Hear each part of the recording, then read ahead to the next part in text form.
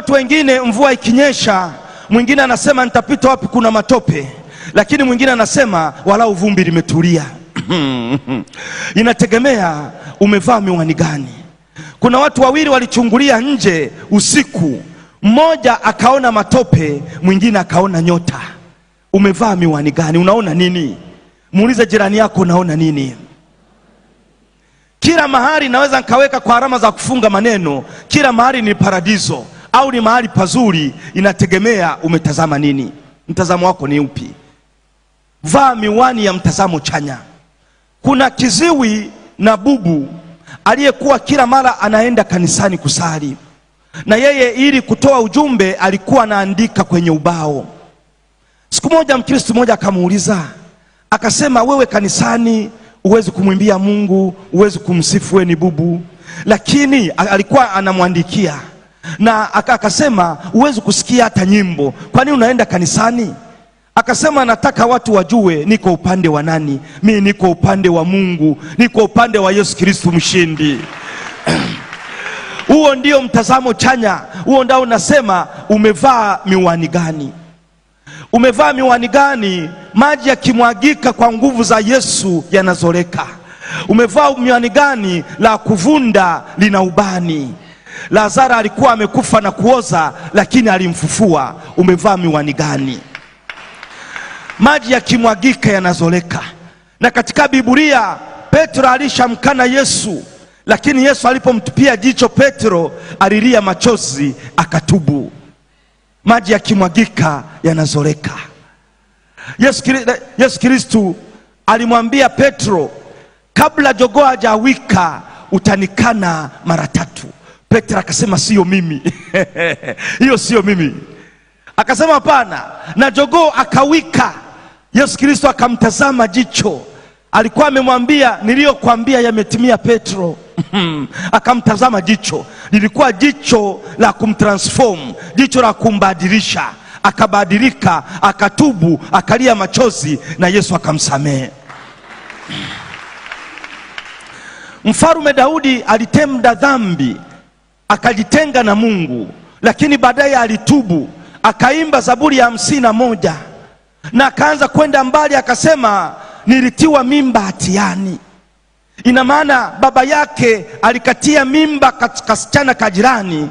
Ndio maana Daudi anasema nilitiwa mimba hatiani. Ndio maana Daudi alikuwa apendwi kubaki nyumbani ili misi za sija kakasirika. Kalikuwa kanatunza kondoo, maana alitiwa mimba hatiani. Lakini Mungu alitazama moyo wa Daudi akamuinua, na alipotenda dhambi akatubu, akamsamehe. Maji yakimwagika yanazoleka. Maria Magdalena alitokwa na pepo 7, baadaye wakamtoka na kwa uwezo wa Yesu. Yesu Kristo alipofufuka akamtokea Maria Magdalena. Tunamuita mtume kwa mitume. Mtume kwa mitume. Alimtuma aende kwa mitume, yeye aliyetokwa na pepo 7. Maji yakimwagika yanazoleka, usikate tamaa. Umevaa miwani gani? Hata umri ni mtazamo. Kuna mtoto mmoja walimuuliza kijana mmoja, wakamuuliza una miaka mingapi? Akasema kimuonekano nina miaka 20, lakini kiakili nina umri wa miaka 25. Kisaikolojia nina umri wa miaka 30. Kwa kuzingatia umri wa kuzaliwa nina miaka 15. Ngoja nikwambie, umri ni namba. Mwambie jirani yako, umri ni namba. Useme nimezeheka, umri ni namba, na umri ni mtazamo. Mungu alipomuita Musa, tunasoma kitabu cha Kutoka sura ya 7 mstari wa 7. Kutoka sura ya 7 mstari wa 7. Musa alikuwa na umri wa miaka 80 na Haruni miaka 83 hapo aliponena na Farao. Musa alikuwa na umri wa miaka 80 na Haruni miaka 83 hapo aliponena na Farao. Usikate tamaa kusema nimezeeka. Ngoja nikwambie, unapofikia miaka 40 ni half time. Miaka 40 ni half time. Unaingia kipindi cha mapumziko cha mchezo wa maisha. Miaka 40 na kuendelea ni kipindi cha pili cha mchezo wa maisha na kipindi cha lala salama. Chagua mambo mawili matatu ambayo ulikuwa hujawahi kuyafanya vizuri, yafanye vizuri. Kipindi hiki cha pili ni from success to significance. Ni kipindi cha kufanya kitu, usikate tamaa. Na kuambia umri ni namba.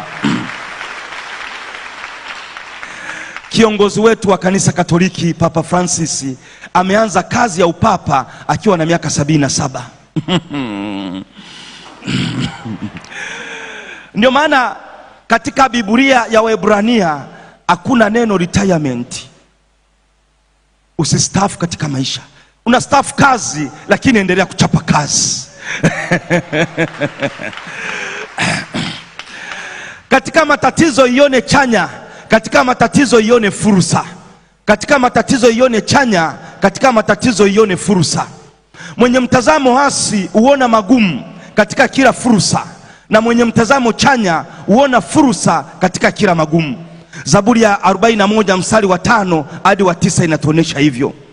Kuna hadithi ya kampuni ya viatu. Walituma watu waende kwenye kisiwa waangalie kama kuna soko la viatu. Mtu mmoja akakuta watu kwenye kisiwa wanatembea pekupeku. Akatuma message akasema, huku watu huwa wavai viatu, mimi narudi. Mwingine akatuma ujumbe akasema, tuma container 2, huku hakuna aliye na viatu. Ni mtazamo, ni mtazamo.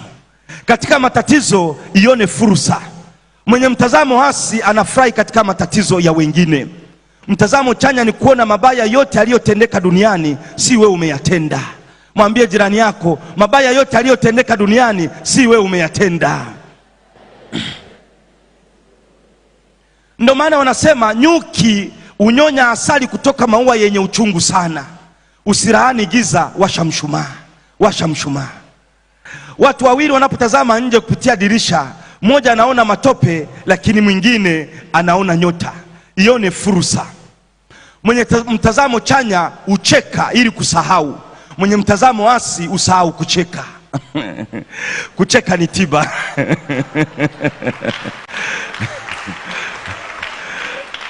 Ndio maana Mhubiri sura ya 3 anasema kuna wakati wa kulia na wakati wa kucheka. Siku moja nilikuwa nafundisha wanafunzi darasani, nikamwambia mwanafunzi mmoja, mbona unacheka darasani? Akasema, padri, nilikuwa na tabasamu limepasuka. Kucheka ni tiba. Kucheka ni tiba. Mwenye mtazamo chanya asubuhi huenda dirishani na kusema, asubuhi njema, Mungu mwema. Mwenye mtazamo hasi huenda dirishani na kusema, Mungu asubuhi. Asemi Mungu mwema, asemi asubuhi njema. Huo ni mtazamo hasi. Napenda nikwambie, matatizo ni baraka katika sura ya baraa. Matatizo ni baraka katika sura ya baraa, na hiyo inahitaji mtazamo. Unaweza ukaomba lifti, ukanyimwa lifti. Kumbe hilo gari mbele litaenda kuanguka na angekufa mtu mmoja ni wewe. Kwa kunyimwa lifti wamekusaidia. Matatizo ni baraka katika sura ya baraa. Hata naye kupiga teke mgongoni ukaanguka hatua 3 amekusaidia kupiga hatua. Huo ni mtazamo chanya. Njaa kwa mwana mpotevu ilimrudisha kwenye mtandao wa Mungu.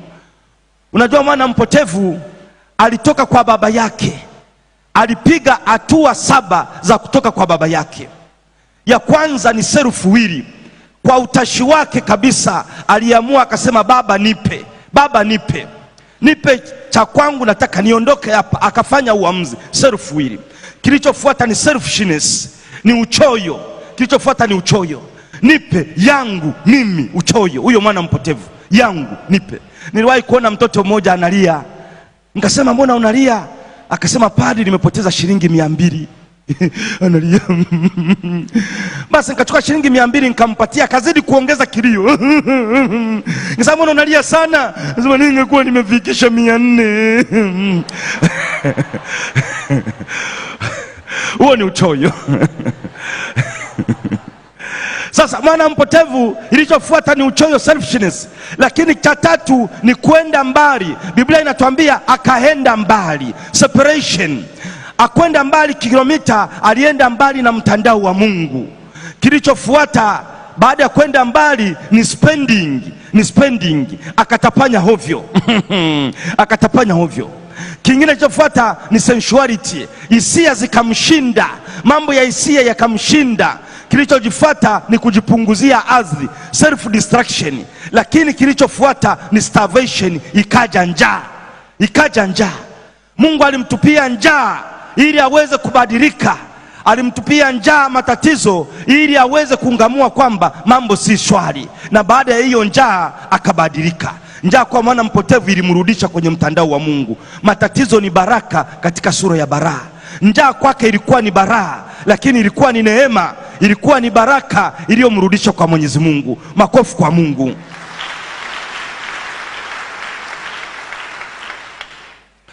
Baada ya mashambulizi ya tarehe 11 Septemba huko Marekani, kampuni moja ilialika watu wa makampuni mengine ambao walinusurika kifo kutumia jengo lao. Kwenye mkutano mmoja, mkuu wa usalama alizungumza kwa nini watu hao walikuwa bado hai. Kuna watu walinusurika ambao walikuwa wajafika kazini kuwa kwenye hayo majengo. Mkuu wa kampuni alinusurika kwa sababu alimpeleka shule ya awali mtoto wake aliyekuwa anaanza shule na akachelewa. Mtu mwingine alinusurika kwa sababu alikuwa anapeleka chakula kwenye sehemu yake ya kuuzia chakula ambapo alikuwa na wafanyakazi. Mmoja aliachwa na basi. Mmoja alijimwagia chakula kwenye nguo, ilimchukua muda kubadilisha nguvu, hivyo alichelewa. Mwingine gari lake lilishindwa kuwaka, hivyo alichelewa. Mwingine alisahau simu nyumbani, akarudi kuitafuta. Mwingine alikuwa na mtoto ambaye akujiandaa mapema, hivyo alimchelewesha. Mwingine akupata teksi mapema. Kuna mmoja ambaye siku hii alivaa kiatu kipya lakini kilikuwa kinambana. Alichukua usafiri wa aina mbalimbali, kabla hajafika kidole kilikuwa kinauma sana, kiatu kilichoma. Hivi aliingia dukani kununua kitu cha kupunguza maumivu na kufunga bandage. Mambo madogo yanayokufanya ukune kichwa, kama kusahau simu nyumbani na kurudi kuichukua, kukosa usafiri, yaone kama baraka katika sura ya baraa.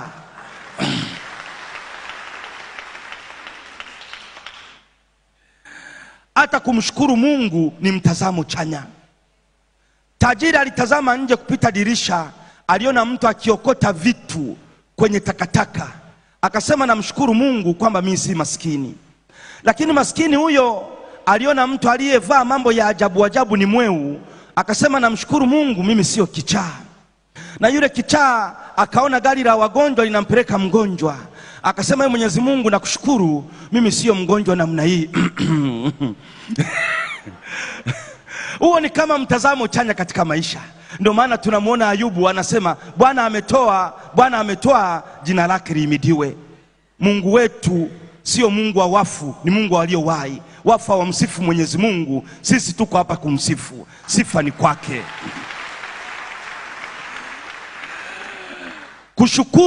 Kushukuru kuna maana 4. Jaribu kushukuru hata katika matatizo. Kwanza, kushukuru ni kumsifu Mungu. Kushukuru ni kumsifu Mungu. Ukiwa katika shida, shukuru. Wewe jaribu kushukuru kwa yale aliyokujalia. Lakini kushukuru ni kukumbuka. Kushukuru ni kukumbuka. Ya 3, kushukuru ni kuthamini zawadi ile Mungu aliyokujalia. Kushukuru ni kuthamini zawadi. Hata mke wako ni zawadi, jaribu kumshukuru. Mwanamke akiolewa huku Tanzania wanamuimbia, wanasema neema neema neema imefunuliwa, neema neema neema imefunuliwa, neema kwa wazazi neema imefunuliwa, neema neema neema imefunuliwa, neema kwa mama mkwe neema imefunuliwa, neema neema neema imefunuliwa, neema kwa mawifi neema imefunuliwa. Kwa hiyo binadamu ni neema. Binadamu ni neema. Jaribu kumshukuru Mwenyezi Mungu. Na kushukuru ni kuomba tena. Unaposhukuru unaomba tena. Tujaribu kushukuru katika maisha. Kumshukuru Mungu ni mtazamo chanya kama alivyosema Ayubu. Naomba tusikilize haya maneno ya kutusaidia kuwa na mtazamo chanya.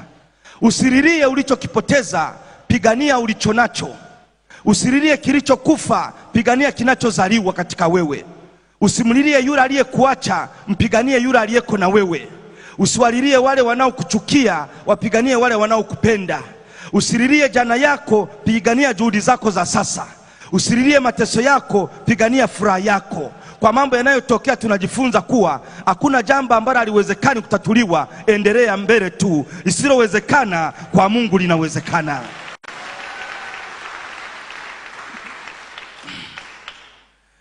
Ukisoma Waroma sura ya 8 mstari wa 28, tunajua kwamba katika mambo yote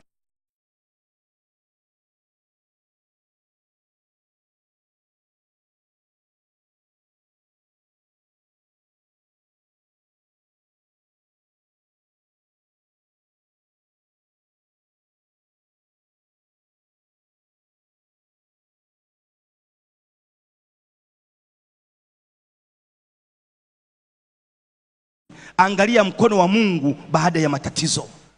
Mungu akumzuia Danieli atupwe kwenye shimo, akuzuia. Mungu akumzuia Yosefu asimuuze, akuzuia.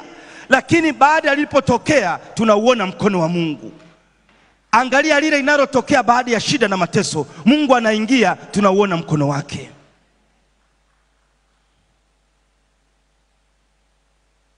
Naomba tuwe na mtazamo chanya. Kuziona rasilimali ni mtazamo chanya. Penye miti hakuna wajenzi.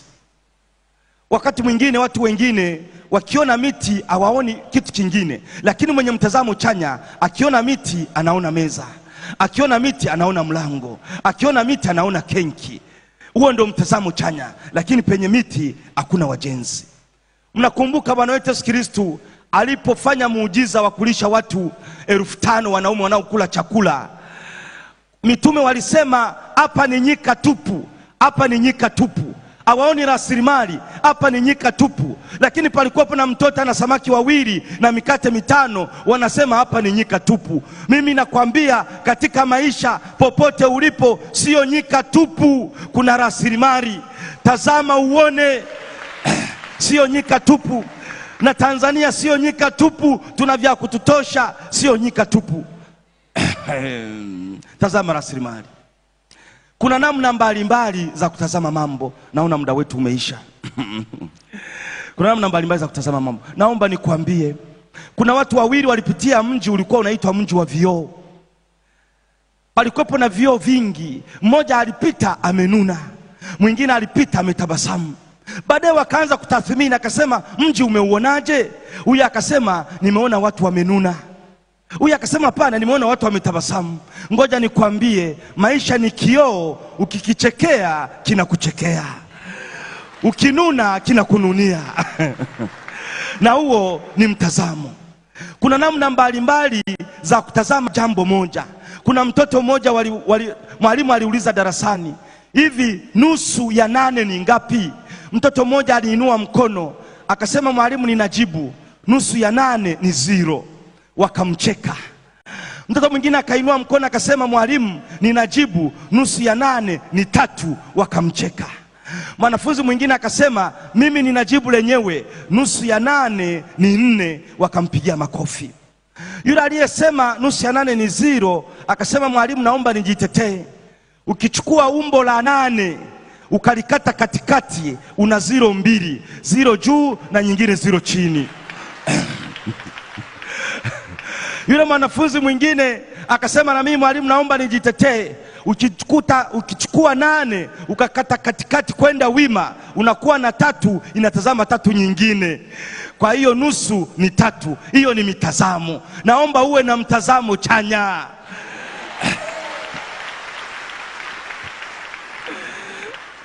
Tunamaliza. Chungaji, tunamaliza. Kuna mwanafunzi mmoja alikuwa anapata maksi ndogo hasa hesabu, anapata 4 ya 5, 6 ya 100.